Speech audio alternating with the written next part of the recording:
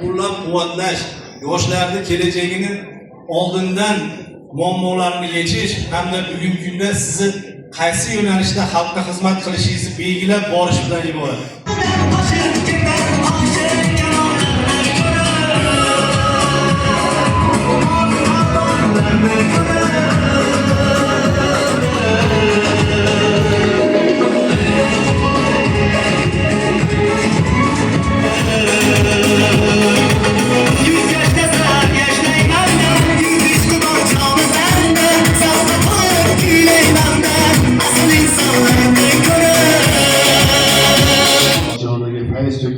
Aziz o'quvchilar, hurmatli mehmonlar, hammalaringizga mustahkam sog'lik, yaxshi kayfiyat tilaymiz.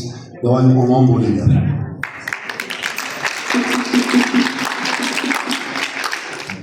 Hurmatli yurtboshimiz askiya san'atiga mehr qo'yganligi uchun, askiya san'atini yaxshi ko'rganligi uchun bitta viloyatlarda 11 ta mahorat maktablari ochildi. Yani payrovida xalq uchun, jamiyat uchun juda katta tarbiyaviy ahamiyati bor.